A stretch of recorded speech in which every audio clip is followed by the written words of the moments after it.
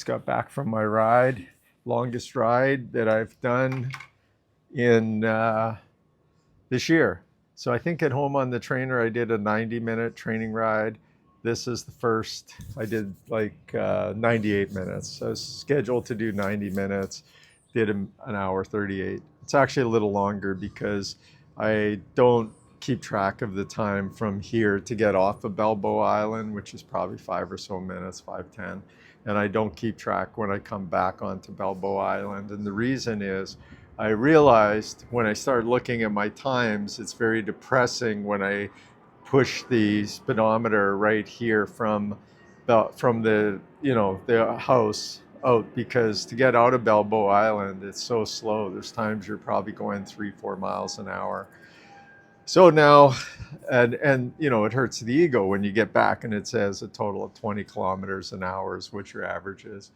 So now I got out, start my ride, first thing on top of the hill, little protest I see for the ice and anti-ice, get on the trail. So this time I decided I'm going to try the trail again, because last time I tried it, I got lost.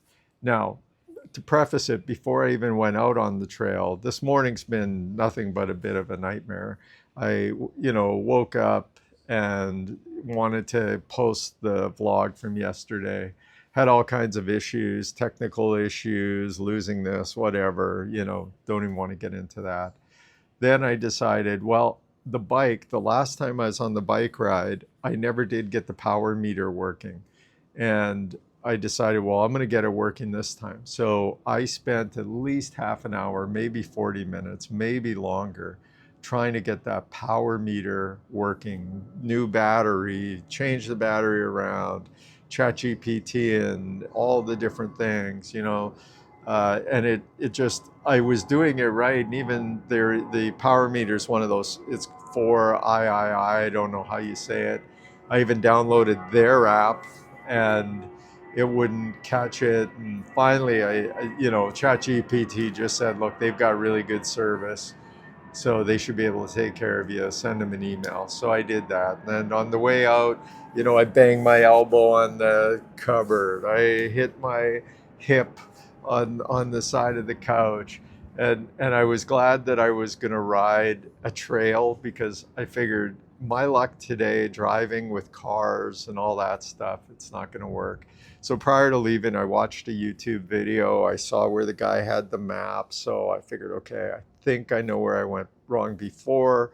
Now I'm going to go right this time, or I'm going to go the right way this time. And I did. I think I got off of the Cedar Mountain Trail and I got onto the San Diego Trail, but it really didn't matter to me. It was a trail. It was a nice ride.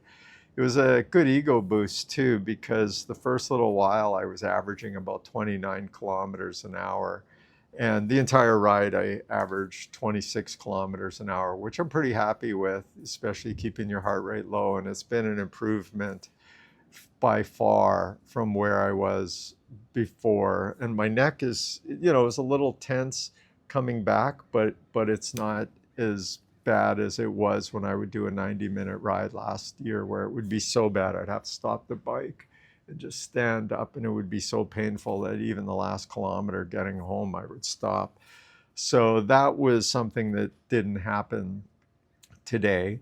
And then the ego boost was, as I was starting off, and I had, I guess, the wind at my back. I didn't realize it. I just thought there was no wind. And I was passing people, and I think I passed 3 or 4 people. The first 3 were, you could tell they weren't great cyclists or anything like that. But it was, still I passed them. And then at the very end of the ride, there was a guy I saw in the distance that looked like a cyclist, that he knew what he was doing. And I was able to catch him and pass him, although I cheated a bit. I got up to 135 heart rate. Yesterday, I got my blood work results finally. And as you know, I was pretty paranoid. Why did the doctor get them? Why didn't I get them? So I went through all the results and they were pretty good. I had, all of them were good range. Some had improved, like cholesterol was better. It was out of range before, and he put me on cholesterol pills. Now it's good. I was kind of getting to that pre-diabetic around 6.1. Now I'm in the 5.2. A lot of it losing weight. The Manjaro definitely helped. So from there, the only thing is kidneys. I think the filtration is not that great. The creatine is high. When you look at it, you get really alarmed, like, oh, my kidney's going to shut down. And, ChatGPT has some stuff to say about it. And then there's one line that says, what is the possibility of kidney failure? And it's less than 1%. And the creatinine, it's been always out. Although ChatGPT says this one number, I think it was ASL or AST. If you have it for more than 3 months, you should really look into it. There's a possible problem.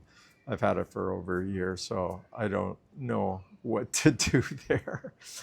Anyway, good ride all around. Good news on the blood work side.